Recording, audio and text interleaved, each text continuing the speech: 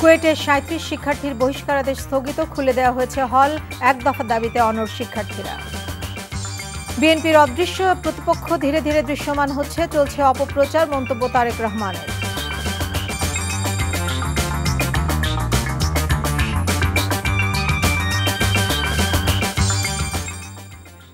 আসসালামু আলাইকুম।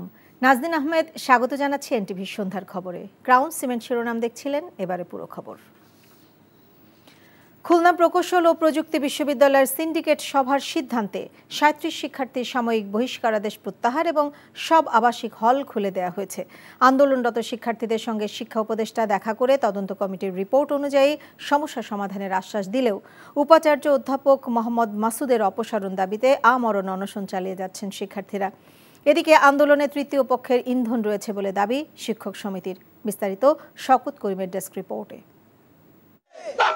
উপাচার্য পদত্যাগের এক দফা দাবিতে উত্তাল খুলনা প্রকৌশল ও প্রযুক্তি বিশ্ববিদ্যালয় ক্যাম্পাস। ৪৮ ঘন্টার বেশি সময় ধরে চলছে শিক্ষার্থীদের আমরণ অনশন। মঙ্গলবার শিক্ষার্থীদের সঙ্গে মুঠোফোনে কথা বলেন শিক্ষা উপদেষ্টা সিআর আবরার। বুধবার সকালে বিশ্ববিদ্যালয় ক্যাম্পাসে যান তিনি। শিক্ষার্থীদের সঙ্গে আলোচনা করে অনশন ভাঙার অনুরোধ জানান।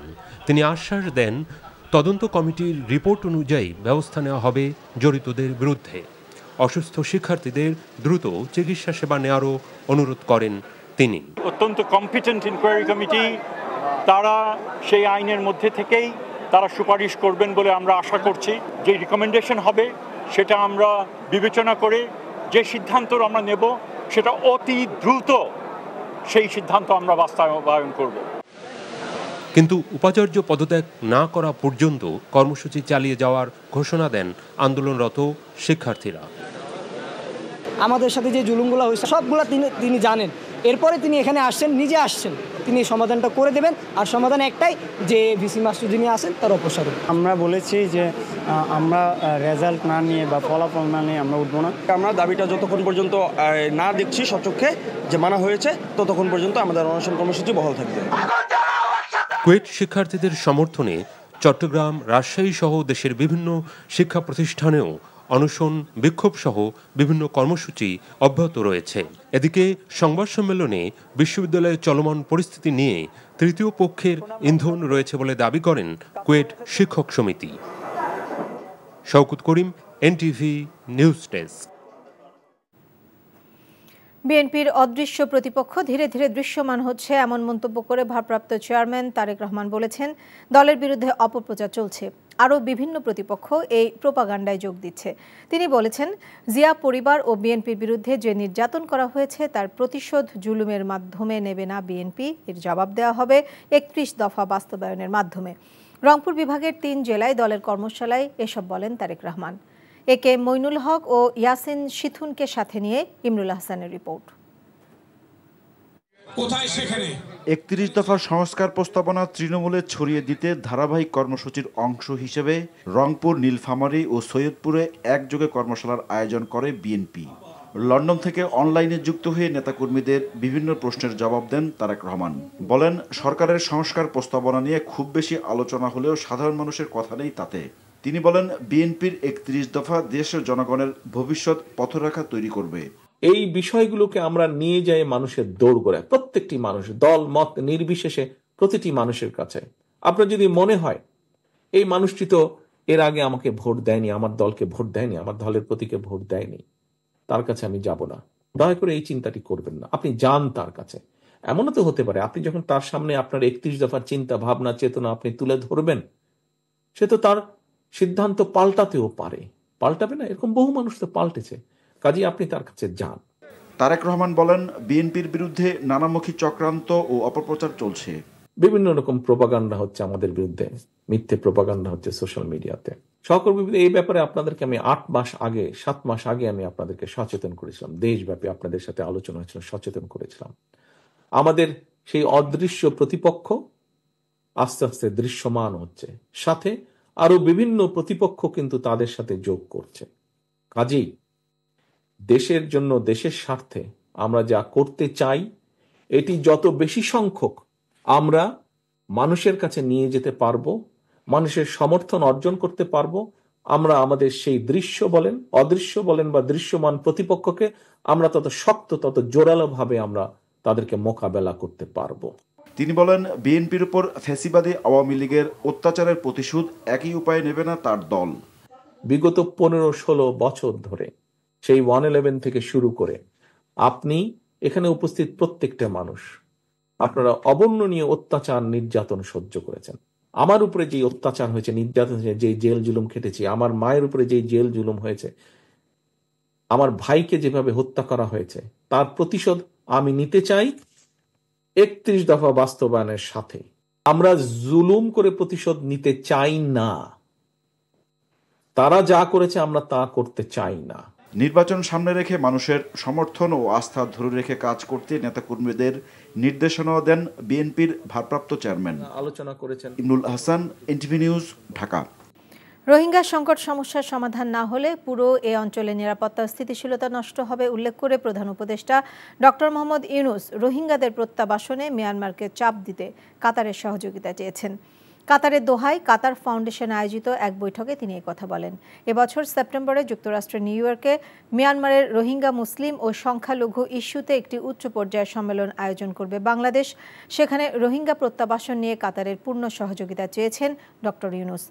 বাংলাদেশ মনে করে রোহিঙ্গাদের দেশে ফিরে যাওয়াই এই সব সমস্যার সবচেয়ে বড় সমাধান। বাংলাদেশ তাদের আঞ্চলিক এবং আন্তর্জাতিক সহযোগীদের সাথে রোহিঙ্গা সংকটের টেকসই সমাধান অর্থাৎ তাদের দেশে ফিরে যাবার বিষয়ে কাজ করছে।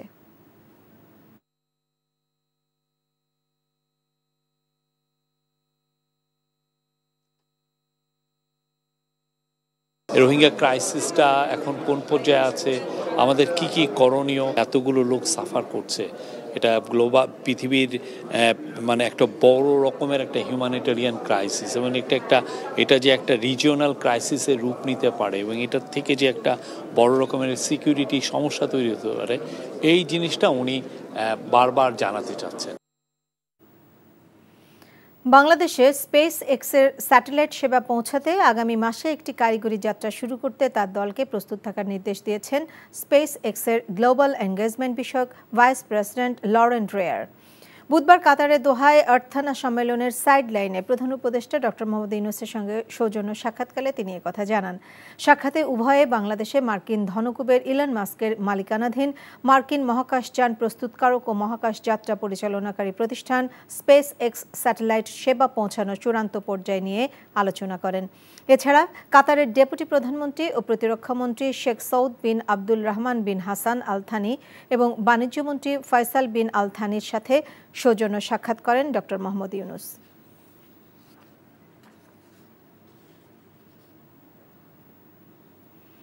প্রধান উপদেষ্টা অধ্যাপক ডক্টর মোহাম্মদ ইউনূসের বিরুদ্ধে মানি লন্ডারিং প্রতিরোধ আইনে দায়ের করা মামলায় অভিযোগ গঠনের আদেশ ও মামলার কার্যক্রম বাতিল করেছে সুপ্রিম কোর্টের আপিল বিভাগ।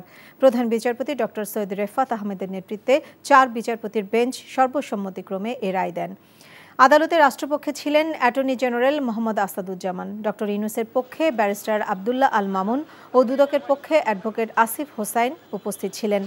এর আগে মামলা বাতিল চেয়ে করা আবেদন খারিজ করে হাইকোর্টের দেয়া রায়ের বিরুদ্ধে আপিলের উপর শুনানি শেষে গত 19শে মার্চ প্রধান বিচারপতি সৈয়দ রেফাত আহমেদের নেতৃত্বে আপিল বিভাগ রায়ের জন্য 23 এপ্রিল দিন ধার্য করেন।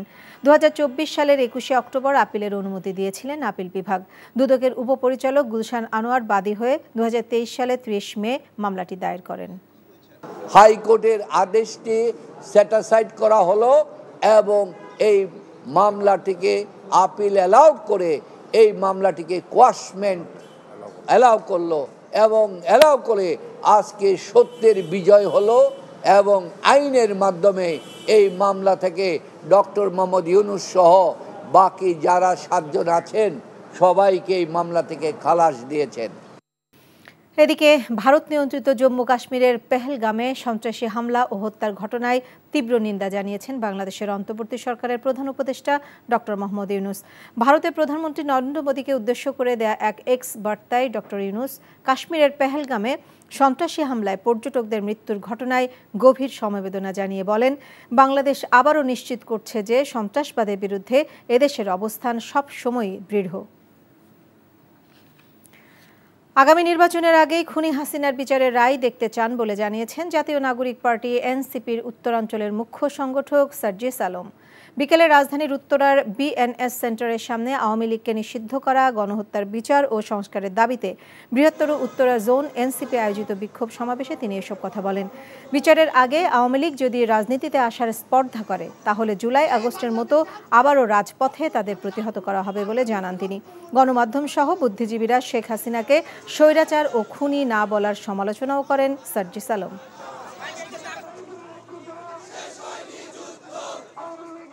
আগামী নির্বাচনের পূর্বে আমরা খুনি হাসিনার বিচারের রায় দেখতে চাই। খুনি হাসিনা এই হত্যাকাণ্ডের যে হুকুম দিয়েছিল এটার বিন্দু মাত্র প্রমাণের কি অভাব রয়েছে? খুনি হাসিনা এই হত্যাকাণ্ডের নির্দেশদাতা, তার বিচার হতে এত বিলম্ব আমরা কখনো গ্রহণ করব না। পার্বত্য চট্টগ্রামের পাহাড় আগের চেয়ে অনেক বেশি শান্ত বলে মন্তব্য করেছেন স্বরাষ্ট্র উপদেষ্টা অবসরপ্রাপ্ত লেফটেন্যান্ট জেনারেল মোহাম্মদ জাহাঙ্গীর আলম চৌধুরী। দুপুরে চট্টগ্রাম সার্কিট হাউসে বিভাগীয় আইন শৃঙ্খলা বাহিনীর সদস্যদের সাথে আলোচনা সভায় তিনি এসব কথা বলেন। উপদেষ্টা বলেন, পাহাড়ে বৈশাখী উৎসবে আরাকান আর্মির সদস্যদের ভাইরাল হওয়া টিকটক ফুটেজ সবটুকু সত্য নয়। সরকার মিয়ানমারের সাথে যোগাযোগ করলেও বর্ডার দখল করে আছে আরাকান আর্মি উল্লেখ করে উপদেষ্টা বলেন, এসব সমস্যা সমাধানের চেষ্টা চলছে। পাহাড় পুরাটা শান্ত। এই ছোটখাটায় যে অপহরণ খালি ওই চারজন হইতে একজন ওই মেয়েটা তো ছাড়াও পাইছে, এরকম অপহরণ তো আমরা প্লেনল্যান্ডও তো হচ্ছে। আরাকান ওই বর্ডারটা একটু ডিফিকাল্ট বর্ডার, আপনারা জানেন দেশটা ক্লিয়ার। এখনো মিয়ানমারে আমরা তো মিয়ানমারের সাথে যোগাযোগ রাখি, কিন্তু বর্ডারটা কে দখল করে আসছে? Arakan army. এই কিন্তু একটা সমস্যা তো আছে, এটা তো আপনাদের বুঝতে হবে, বাট এটা সমস্যাটা সমাধান করার জন্য চেষ্টা করা হচ্ছে। এখনও ঈদুল ফিতরের বেতন বোনাস না দেয়ায় 6টি তৈরি পোশাক কারখানার মালিকের বিরুদ্ধে রেড অ্যালার্ট জারির ব্যবস্থা নেওয়া হচ্ছে বলে জানিয়েছেন শ্রম উপদেষ্টা এম সাখাওয়াত হোসেন। তবে 7 মে পর্যন্ত সময় পাবেন তারা। সন্ধ্যায় সচিবালয়ে শ্রম অসন্তোষ নিরসন বিষয়ে বৈঠক শেষে সংবাদ সম্মেলনে এসব বলেন তিনি। আর শ্রম সংস্কার কমিশনের সুপারিশ বাস্তবায়নের চেষ্টা করা হবে, তবে কোনো সময় বেঁধে দেওয়া সম্ভব নয় বলে আরেক বৈঠক শেষে বলেন উপদেষ্টা। রিপোর্ট করছেন রকনউদ্দিন।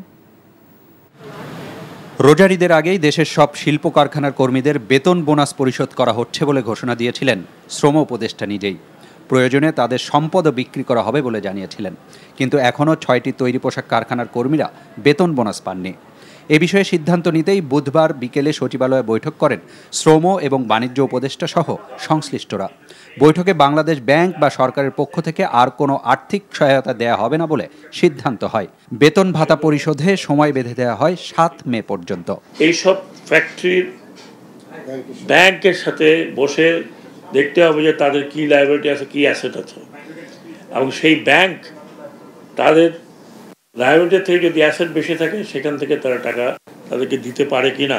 যদি না দিতে পারে তাহলে সেটা কী ব্যবস্থা হবে সেটা নিয়ে আলোচনা হবে। এই টাকাটা তারা পেমেন্ট করতে হবে। কোথা থেকে পেমেন্ট করবেন?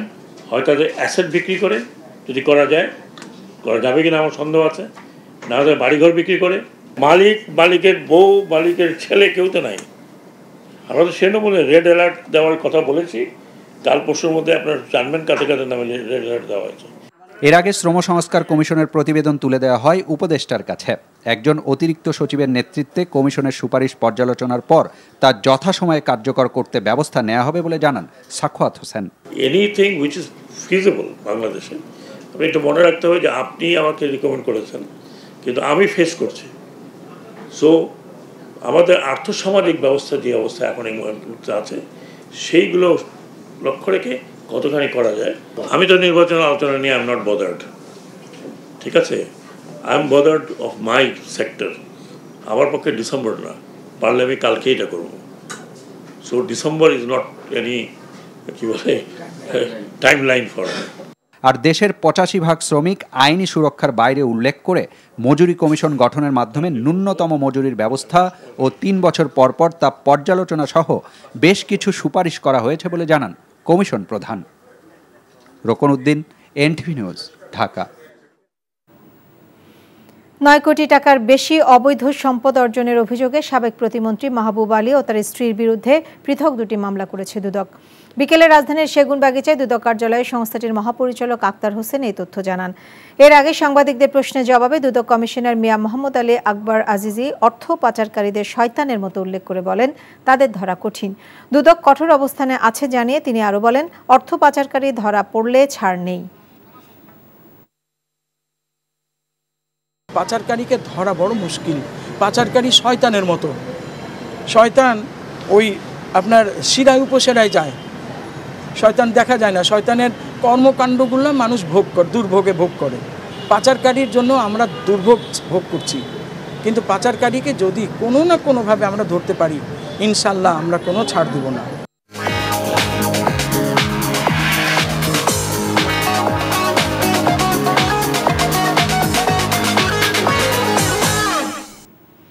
মার্কেন্টাইল ব্যাংক অর্থনীতির খবর। আওয়ামী লীগ সরকারের সময় দুর্বৃত্তদের হাত থেকে রক্ষা পায়নি সরকারি বাণিজ্যিক প্রতিষ্ঠান টিসিবি। এমনটা জানিয়ে বাণিজ্য উপদেষ্টা শেখ বশিরউদ্দিন বলেছেন, ভুয়া 40 লাখ কার্ডধারীকে টিসিবির তালিকা থেকে বাদ দেওয়া হয়েছে। রাজধানীর আর্মি গলফ ক্লাবে টিসিবির কার্যক্রম নিয়ে আয়োজিত এক আলোচনা সভায় তিনি বলেন, ব্যবসায়ী থেকে শুরু করে 5 তলা বাড়ির মালিকের কাছেও টিসিবির কার্ড পাওয়া গেছে। টিসিবির টাকার যৌক্তিক ব্যবহার নিশ্চিত করা হবে উল্লেখ করে উপদেষ্টা জানান, এখন থেকে ভর্তুকি মূল্যে পণ্য পাওয়ার যোগ্য এমন নিম্ন আয়ের পরিবারকেই কার্ড দেওয়া হবে। নিত্যপণ্যের দামে স্বস্তি ফিরিয়ে আনার বিষয়ে তিনি বলেন, বাজারে প্রতিযোগিতা সৃষ্টির পাশাপাশি বেশি সংখ্যক ব্যবসায়ের অংশগ্রহণ বাড়ানো না গেলে সিন্ডিকেট ভাঙা কঠিন। অনুষ্ঠানে টিসিবির chairman brigadier general Mohammad Faisal Azad জানান, আগামীতে চাল, ডাল, তেল ও চিনির সঙ্গে সারা দেশে নিম্ন আয়ের 1 কোটি পরিবারের মাঝে ভর্তুকি মূল্যে ডিম ও সাবান সরবরাহ করবে টিসিবি। কুয়েটে 37 শিক্ষার্থীর বহিষ্কারাদেশ স্থগিত, খুলে দেওয়া হয়েছে হল। 1 দফা দাবিতে অনড় শিক্ষার্থীরা। বিএনপির অদৃশ্য প্রতিপক্ষ ধীরে ধীরে দৃশ্যমান হচ্ছে, চলছে অপপ্রচার, মন্তব্য তারেক রহমানের। এই ছিল সন্ধ্যার খবরে। এই খবরের ভিডিও সহ আপডেট জানতে ভিজিট করুন এনটিভি অনলাইন www.ntvbd.com। এছাড়াও এনটিভি জনপ্রিয় সব অনুষ্ঠান ও খবরের আপডেট জানতে ভিজিট করুন আমাদের ইউটিউব ও ভেরিফাইড ফেসবুক পেজ। রাত 10:30টায় রাতের খবর দেখার আমন্ত্রণ রইল। সবাইকে ধন্যবাদ।